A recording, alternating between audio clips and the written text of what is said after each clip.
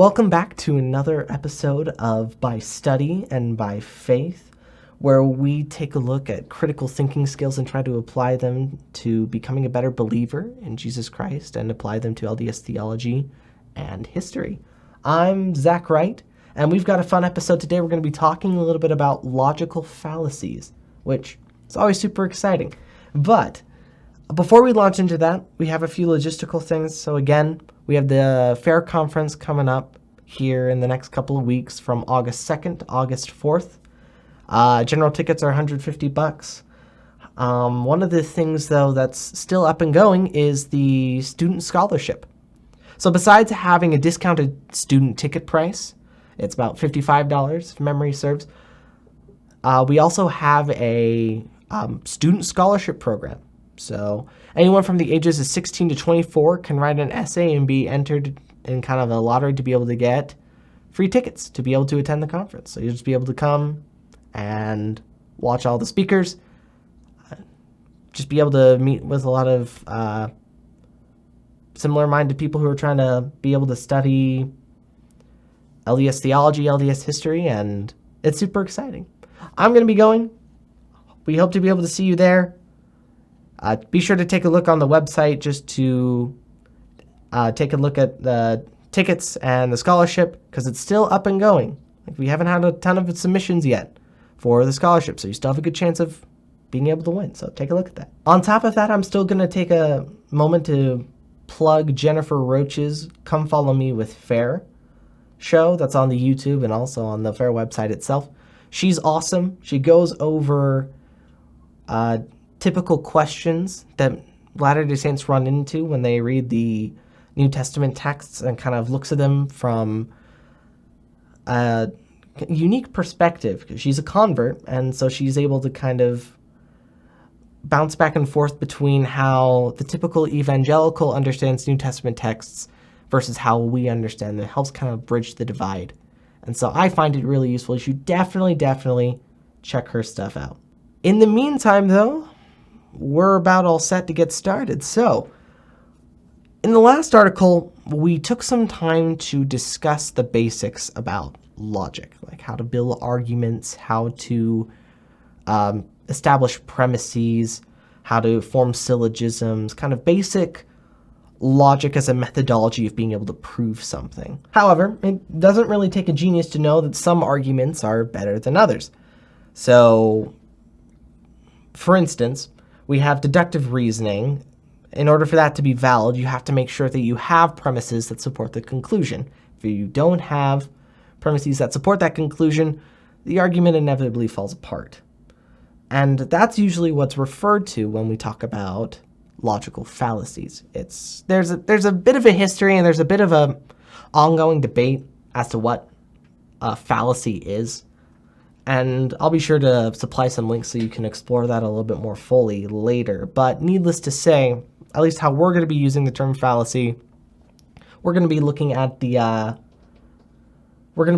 this idea that the premises don't support the arguments. So unlike kind of previous episodes where I kind of have it structured very neatly in like 3 individual little like subparts of the paper, today is pretty much just going to be an info dump where I go over a large proportion of logical fallacies that Latter-day Saints typically run into, specifically about talking about LDS history and theology and the like. The thing is, though, what's important to realize is that critical thinkers need to be able to understand what arguments are good and which arguments are bad. Because kind of as we were talking about last time, we need to be able to make decisions as critical thinkers and solve problems. And the best way to go about doing that is making sure we can analyze information in an effective way and come to an understanding of what's true and what's not.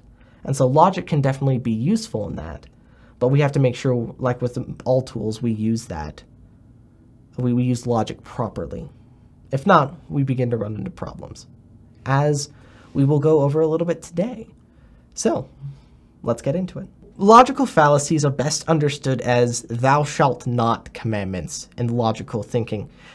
they severely cripple your capacity to make points and arrive at correct conclusions. Those of you who have studied Jewish theology, the Jewish law, the Pentateuch, has about 613 commandments, with some more famous ones being given more attention and love than maybe the other ones. So while there aren't 613 logical fallacies that I know of, there are many logical fallacies, and we're not going to have time to be able to go over all of them today. But I was able to pick out, I think I counted about 25 in here that we're going to be able to go over today. So I encourage you to take some time to ponder how you may encounter these fallacies on a day-to-day basis. And hopefully you're able to kind of come to an understanding as to why these fallacies are as problematic as they are. So let's take a look. The ad hominem fallacy is an excellent place to start. It's just about as easy to explain as it is to encounter. It's basically where you have the arguer, the person making the fallacy, attacking their opponent rather than attacking their argument. So, for example, just this last week, while I was engaging in classic Facebook debates, as normal people do, I was called Hitler because as a moderator on a specific board somewhere, I said that we shouldn't allow spam to be posted. And this kind of personal attack tries to discredit me by associating me with one of the most evil people ever recorded in history. But as you can imagine, that doesn't do all that much to discredit the idea of why spam shouldn't be allowed in an actual discussion. And it's unfortunate because this fallacy is kind of common in a lot of religious and also political debate. And it's done by non-members and members alike. So just be really careful. Make sure that you're really going after the arguments and ideas as opposed to the people behind them. In a similar vein to the previous one, we have the fallacy of faulty motives, or argument from motives. So this fallacy seeks to discredit an argument based on the motives of the person making the argument, whereas they make assumptions or attack the alleged motives of the person presenting something. So an example of where I see this very often in discussions about LDS theology is how Joseph Smith presented polygamy. Joseph Smith claimed that the command to practice polygamy came from God, but critics of the church have often claimed in the past that Joseph was seeking explicitly to satisfy his own sexual desires. Even if we were to ignore the plethora of quotes that exist of the people who practice polygamy saying, no, it's not just about, sexual satisfaction. There's a lot more going on here. Trying to attack Joseph's motive here doesn't actually do anything to attack the command or to attack the idea that command came from God. I know that that's a bit of a weird thing to think about. There's probably a bit more there, but it does serve to show that specifically attacking the motive of the person doesn't necessarily disqualify something as being true or not. An ad populum fallacy, it's more commonly known as the bandwagon fallacy, is this idea that where the arguer assumes that because a lot of people hold to a specific position, it is therefore true. So even if you've heard versions of this, like everyone's doing it, so you should too, or how could it be possible for so many people to be wrong about something, then they've committed the bandwagon fallacy or something like unto it. So for example, even if thousands of general Christians believe that the concept of biblical inerrancy is true, that doesn't necessarily make it true, and there are interesting arguments to be made that it's not. But this fallacy should also be avoided when it comes to scholarship as well. While a consensus of scholars may provide a lot of confidence, the consensus of scholars alone doesn't automatically entail something to be true. So that's another thing to consider. The next fallacy is another one called circular reasoning, also known as begging the question. It's a fallacy that's characterized by assumptions of the conclusion's truthfulness being found in the premises of the argument. So last time we talked a little bit about how premises stack on each other to form a conclusion. But with this fallacy, it may sound a bit confusing, but It's basically where there are premises that already assume that the conclusion is true found there. So I was able to find an actual argument where this is kind of employed. I've changed the words up a little bit, but this is basically it. So somebody asked the question, why is the Bible inspired scripture? And then this person responded, because the Bible is inspired and it follows the patterns of scripture outlined in the Bible. So you can probably see the problem there immediately. The conclusion states that the Bible is the Word of God because the Bible says that it's the Word of God. And so the problem here is that deductive reasoning necessitates that the premises support the conclusion, not that the conclusion is required in order for the premises to be supported. If you really were to apply that kind of reasoning, you could hypothetically say all kinds of things that really aren't true. So that's why that's why the conclusion can't really be used to prove the premises, and arguments like this beg the question of why the conclusion is true, hence the name. This next one has kind of a fun name to it, the post hoc ergo propter hoc fallacy. This is also known as the Texas marksman fallacy or the false cause fallacy. But it's basically when the arguer tries to make connections where connections don't exist. It gets this idea from like a gunslinger shooting a wall 100 times and then painting a bullseye around like a cluster of bullets. Because hypothetically, if you shoot the wall enough times, there are going to be natural patterns. There's going to be natural clusters that show up if you're just not looking. But if you paint the target around them, then you can make it look like you're just an expert shooter. That wasn't the case. They weren't really aiming. But it kind of goes to show that there are kind of patterns or correlations that exist in life. But kind of what we were talking about earlier, just because there are patterns that we can see doesn't necessarily mean that those two things are connected or that one causes the other. That's why it's called the false cause fallacy. So a big one that this is actually found in terms of LDS discussion about apologetics and the like is the Book of Mormon's relationship to other 18th century publications such as View of the Hebrews or The Late War, and certain other similarities to other books that may be found. However, even if these patterns do exist, that doesn't prove that Joseph Smith used those texts to fabricate the Book of Mormon. And in fact, if you take a look at some of the up-to-date scholarship on this, there are some textual evidences within the Book of Mormon to help challenge the assumption that the Book of Mormon is just another pseudo-archaic text.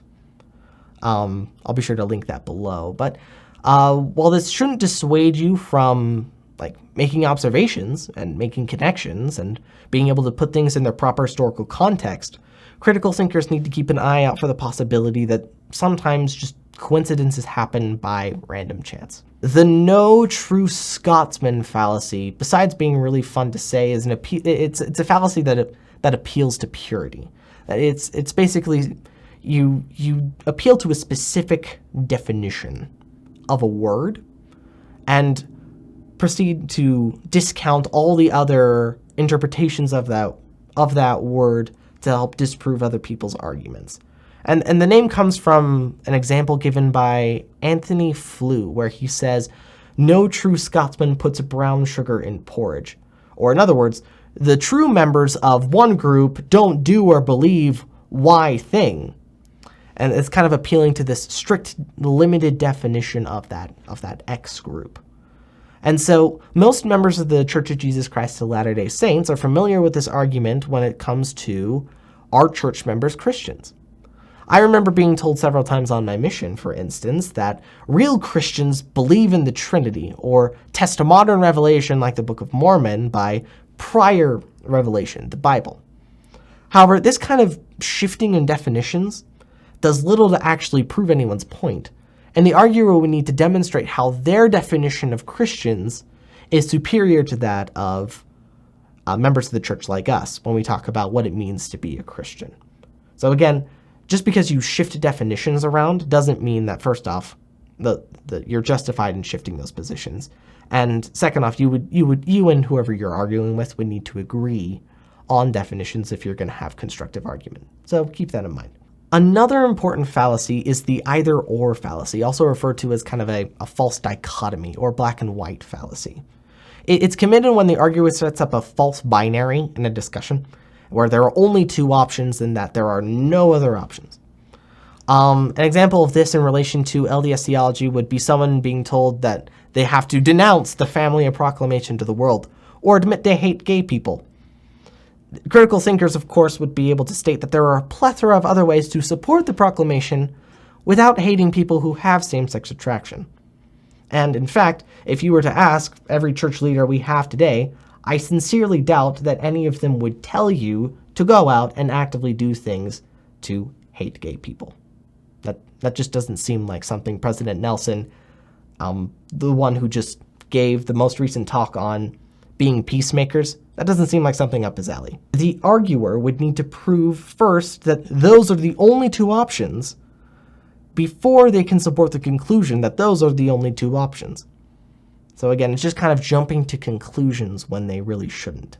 The argument to moderation fallacy, also known as a false compromise fallacy, is kind of the opposite of the false dichotomy one, or the black and white fallacy. The false compromise fallacy happens when an arguer asserts that a position is correct simply due to how it's a compromise between two extremes. So an example of this would be someone saying that lots of people think that Moses or Joseph Smith was a prophet, or that Paul was an apostle, or he was a fraud. But the truth is that he was probably just a guy who was sincere but wrong. So you can kind of see the problem there.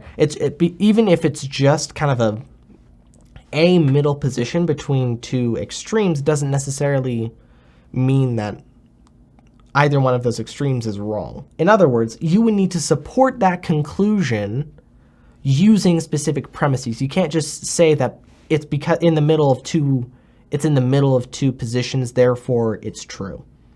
That's not a really solid argument, at least from a deductive perspective. A hasty generalization fallacy is characterized by drawing conclusions about a group of people based on the actions of a few people in that group. So this would be like someone saying, I found a few missionaries that were rude or ignorant about a given topic, therefore all missionaries are rude and ignorant.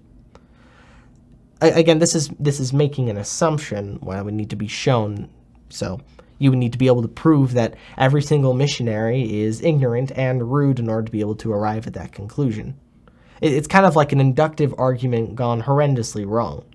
After all, the fact that some missionaries don't know something doesn't mean that all of them don't know something. Or in fact, if you talk to them, a lot of them know quite a lot. There are a lot more variables at play when it comes to someone's education. And hasty generalizations are characterized by their lack of accounting of all of those variables. The genetic fallacy, also known as poisoning the well, is similar to kind of the ad hominem fallacy in a way. The genetic fallacy states that an argument is untrustworthy because of the background, education, or the goals of the person making that argument. A huge example pertinent to everyone reading this or listening to this is people who listen or look at FAIR as an organization. If I had a nickel for the amount of times I've heard people try to discredit an argument because it came from FAIR, I'd have more nickels than I'd care to admit. But as we learned about in the previous article, conclusions are arrived at based on the premises, not who made the premises. And so anyone is capable of making a good argument, and dismissing arguments and conclusions because of who they came from is the epitome of bias and the antithesis of critical thinking. So of all the fallacies, definitely watch out for this one, especially as you're trying to engage in critical thinking. The tu quo que fallacy is one that many people are guilty of, and unfortunately it's one that I've even seen some members of the church participate in. This fallacy is committed when someone tries to justify the shortcomings of their arguments by pointing out the weaknesses of their opponent's arguments. So an example of this would be when someone asks about the Bible and archaeological evidence there, and the other person points out the fact that the Bible, or in this case, the Book of Mormon, has incomplete archaeological records as well. And both of them are just kind of pointing their fingers at each other saying, well, you just have problems too. And that doesn't really prove anybody's point. It does nothing to actually protect your own premises. You're just trying to point out the shortcomings in everyone else's. And so while it's important to be able to kind of ask questions and evaluate positions, see if there's any hypocrisy in there at all, it's important to not mistake asking questions and trying to clarify position and doing that with actually defending your own premises. Because those two things are very, very different. The slippery slope fallacy states that one decision will lead to one outcome, and then another, and then another, and then eventually arrive at a conclusion that is either preposterous and or terrible. An example of this found in discussions about LDS theology is actually this idea of personal revelation. A critic might claim that because we accept the idea of personal revelation, we may be inspired to break our covenants and consequently break the law of chastity. Therefore, the idea of personal revelation is bad because it leads to breaking the law of chastity. So, putting aside the fact that it's my understanding the Spirit wouldn't tell us to break our covenants, this is a logical fallacy in the sense that personal revelation does not necessitate the idea that we'll break our covenants. Generally, it's a good practice to avoid kind of large improbabilities and hypotheticals like that in a conversation anyway. Critical thinkers in general should focus on specific behaviors and ideas and act accordingly. If you don't, you end up isolating people, and it's just not pretty. Special pleading is a fallacy that refers to an instance that the arguer would ask for an exception to the rule in regards to a specific premise. In other words, they specially plead that someone or something be an exception to the rule of some kind, or a rule of some kind. An example of this found in LDS theology is where people will state that there were no prophets after Jesus to members of the church. We'll then cite that the term prophet is used repeatedly to refer to messengers of God in the New Testament, and that those prophets were understood to be authoritative and foundational like the apostles were, to which the critic would reply, well, that doesn't count. Asking to change the rules when a premise is shown to be faulty doesn't make the premise any stronger and thusly does not support the conclusion, hence why it's classified as a fallacy. Equivocation fallacies are characterized by using the same term different ways. That is, changing the meaning of a term partway through the argument. An example of this that's actually a little bit more subtle that not a lot of people think about is when we talk about faith in LDS theology and history.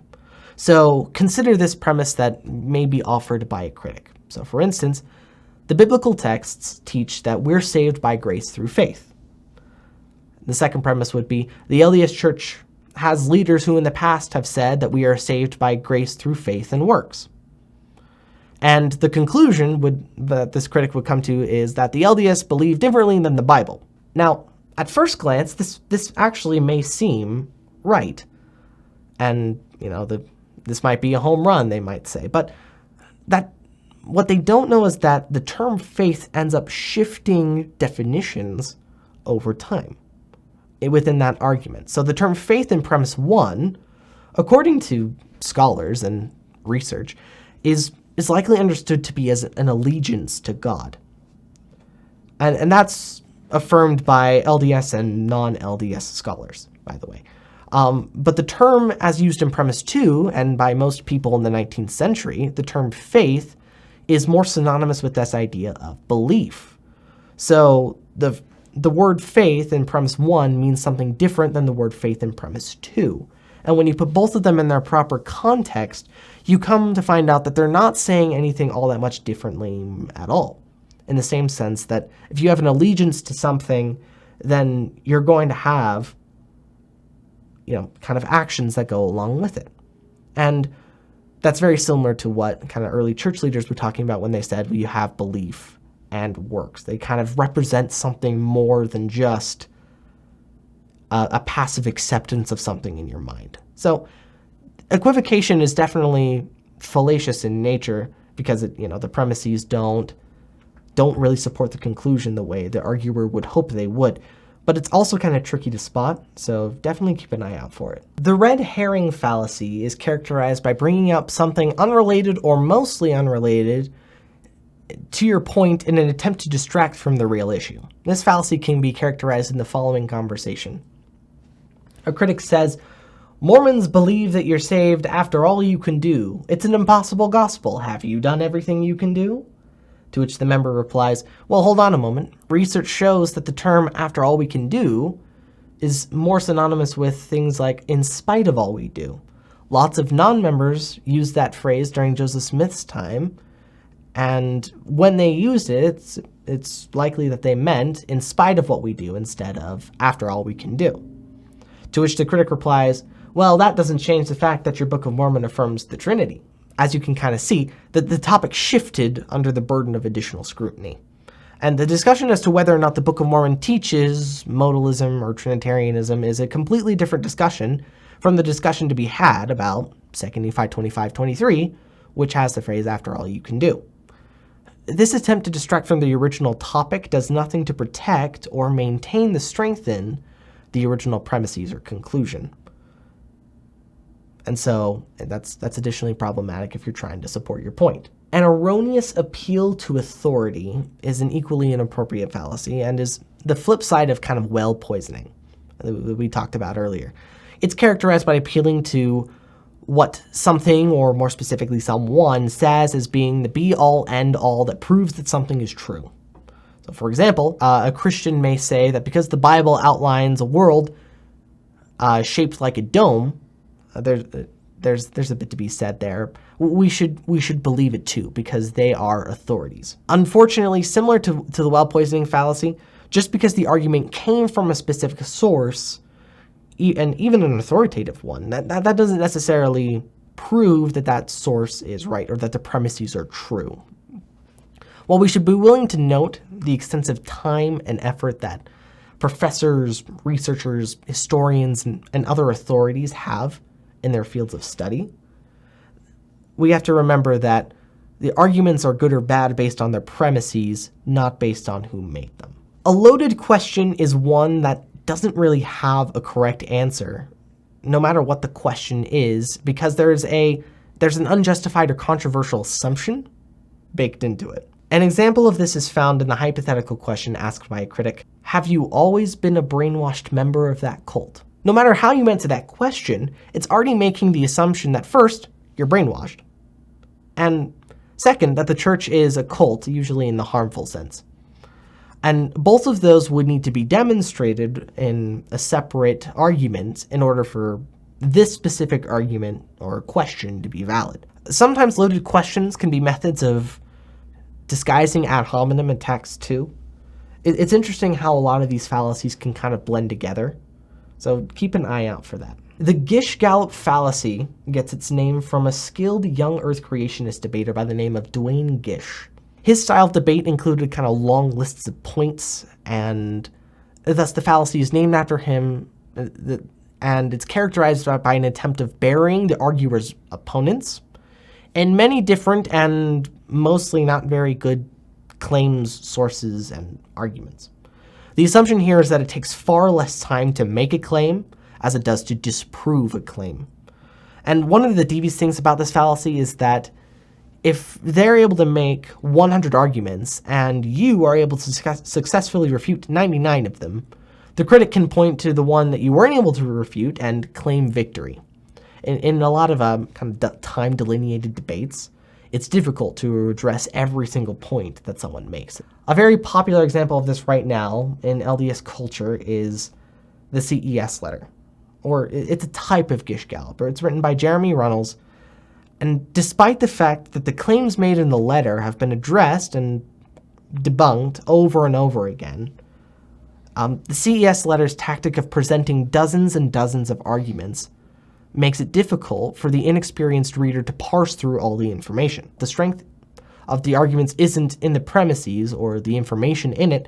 Rather, it's based on the fact that the arguer is manipulating the circumstances around people's intake of the information, rather than focusing on specific arguments and premises themselves. The perfectionist fallacy describes an instance where a solution to a problem is rejected because it doesn't solve the problem perfectly. As those who are familiar with LDS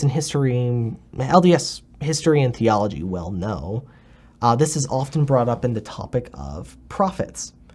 In LDS theology, prophets are used to fill the role or solve the problem of kind of testifying of Jesus Christ, and they're allegedly given authority from God to teach us about him. However, as per our theology, they're also not perfect. And so a lot of people will say that this is a problem and that prophets need to be perfect in order to be legitimate. But this, of course, is implying this fallacy, because even if just because they're not perfect doesn't mean that they don't accomplish their job or don't testify of Jesus Christ's divinity. Pointing out the fact that prophets aren't perfect doesn't change the fact that prophets help solve the problem of bridging the gap that exists between God and us. Shifting goalposts is a fallacy that's similar to special pleading, and it's characterized by changing the complaint in such a way as to narrow the question so that answers given to the previous question no longer fit the category. So they have to kind of like change how they answer it. An example of this is often found in LDS apologetics when referring to like archaeological evidence about the Book of Mormon. So consider the following hypothetical conversation, where a critic would say, "There is no archaeological evidence that supports the Book of Mormon." And the member would respond, "Well, putting aside the fact that a lot of things that were considered problematic in the Book of Mormon have now been verified by modern science, such as like the use of metal plates to keep records and scriptural records in the Middle East. There's also discussion about places like the Nahum region, which matches the description of Nahum in the Book of Mormon. Does that not count?" To which the critic would reply, "Well, that doesn't account for the fact that there's not archaeological evidence for the Book of Mormon found in the New World. So do you know where Zarahemla is?" kind of a thing. You see how the complaint shifted from all archaeological evidence to New World archaeological evidence for Book of Mormon cities. Such attempts are used to evade the fact that the points were defeated, and it doesn't really do anything to protect the premises found in the original argument. Naturally, when this happens, it changes the kind of answer that needs to be given. And all of these things together kind of put it together in kind of this fallacious argument category. An appeal to nature fallacy is a type of it's an appeal to authority in a way, in which nature is set as the ultimate standard of kind of right and wrong. So in other words, an appeal to nature states that because a behavior or observation is found in nature, it must consequently be a good or true thing. An example of this is found in LDS discussions about the LGBTQ plus community. Many proponents of same-sex relationships will point to instances where different species of animals engage in homosexual activity in order to show that homosexual activity is morally acceptable. However, this point presupposes that nature is the highest moral authority, which would need to be demonstrated before you can make an argument like that. An appeal to ignorance, simply put, is a claim that because there is no evidence to the contrary, something must be true. Or on the flip side of that, because something has never been proven true, it must be false. An example of this given by the Internet Encyclopedia of Philosophy is, "Nobody has ever proved to me that there is a God, so I know there is no God." This is also found in reference to exclusively LDS theology when it comes to things like the Book of Mormon and archaeology and DNA in the Book of Mormon too. Just because we don't know where the city of Zarahemla is doesn't mean that it doesn't exist.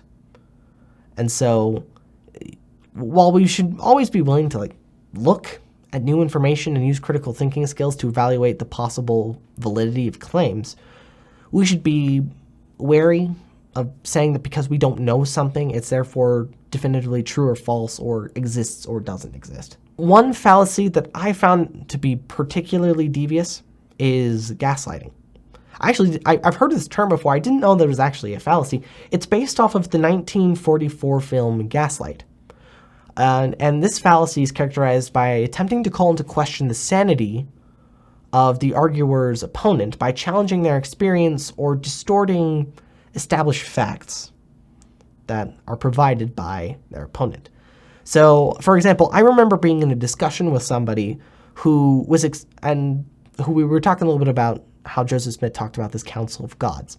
And I was explaining to them that Joseph did teach this concept of the council of gods, and I referred to a couple of different sources, and the person I was debating with promptly replied with, well, no, he didn't talk about it there. And admittedly, I was thrown for a loop, and I spent the next hour or so, while the conversation was going on, mind you, so it probably wasn't good conversation etiquette. I was going over my sources again, double checking all the points that I had made, making sure that I was actually seeing what I was actually seeing.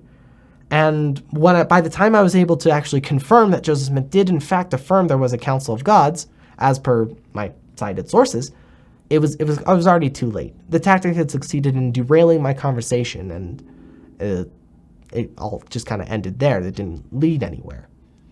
And to this day, I don't know if this was intentional or not, but in reality, you have to understand that gaslighting can either be purposeful or unintentional in the same way that logical fallacies can either be purposeful or unintentional. All other kinds of logical fallacies, I mean. So, as you can imagine, gaslighting doesn't actually disprove anybody's premises, making it fallacious and arguably manipulative in some instances. Because again, you can ask questions where you're saying, hey, where are you seeing this? Maybe I'm missing something, coming at the question from a place of curiosity and willingness to figure out what the other person believes. But if you just say, well, no, it doesn't, and an attempt to kind of dismiss them, then that kind of falls in this category of gaslighting and is consequently fallacious. An unfalsifiable claim is kind of tricky to deal with and employ due to its kind of limited context. It pulls its roots from kind of scientific discussion, where falsifiable claims are fallacies that talk about claims that can't be verified. So the most commonly used ones, or where you find this most commonly, at least in terms of LDS theology, is discussions about God. For instance, one person may say that something happened because God made it happen. This is an unfalsifiable claim. We have no way to objectively prove that God did or didn't do this, at least using scientific methods. And honestly, I've found a lot of discussions about this to be somewhat futile for just this reason. We talked about how similar statements are kind of also fallacious, but it's equally unfalsifiable to say that X thing happened because of God, as it is to say God can't exist because the universe doesn't need a God to function. Again, we just have no way to prove either of those things objectively as it stands right now. And so we have to find other ways to talk about God's existence or non-existence if we really want to be able to employ that. Finally, we have the fallacy, which is the great equalizer of all the different fallacies, as I like to think of it. This fallacy states that even if fallacious reasoning is used, the proposed conclusion may still be true. So for example, and in the spirit of the previous fallacy about unfalsifiability, even if we concede that the belief in God is unfalsifiable, the mere fact that a fallacy is present doesn't make it impossible that God exists, kind of a thing. This is why critical thinking is so important. We have to be willing to understand what our assumptions are and limit the amount of fallacies we employ, but also realize that even if we do see fallacies, the arguments and conclusions that other people make and that we make may still be true. It's kind of tricky, and it requires a lot more deep thought and consistent communication in order to be able to arrive at better conclusions. And honestly, a lot of it comes just through the passage of time. In conclusion, that was a lot. And there are far more fallacies that have gone unmentioned here that deserve some serious attention. Maybe I'll go over a few in other episodes as the need arises. However, these fallacies are common enough to where I think that critical thinkers would find them to be useful, or it's useful to be able to identify them. I do think that being able to understand logic and logical fallacies can serve as a useful guideline for being able to evaluate information. I encourage you to review these often and see if you can practice identifying them in both religious and non-religious contexts. As you do so, I promise you'll be able to figure out how to be able to parse through information more effectively, and be able to avoid conclusions that are inaccurate. That way, you can keep solving problems and become a more informed and decisive critical thinker. As long as we act with charity, the pure love of Christ, and act in kindness, we can become the kind of thinkers and believers God wants us to be. And I think that's kind of important. In a lot of these discussions, it's easy to become kind of condescending. Like, oh, you employed a logical fallacy. Haven't you studied this sort of thing? Kind of thing. Let's not do that. Or at least I would hope that we would actively try to avoid that kind of discussion. We all make mistakes. We're all learning. And we should be focused on trying to build people up and arrive at correct conclusions, to arrive at true principles together, rather than just simply point out the faulty premises that other people may have. Treat others the way you would want to be treated. And if you do that, you should be good. That was mostly what I wanted to be able to talk about today. So once again, thank you for kind of tuning in. We'll be back again in a couple of weeks to be able to discuss epistemology. So be sure to keep an eye out for that. Once again, check out the resources at FAIR, the Come Follow Me with FAIR podcast. Take a look at the website that talks about the upcoming FAIR conference. Again, we would love to be able to see you there. But in the meantime, just be sure to have a fantastic rest of your day.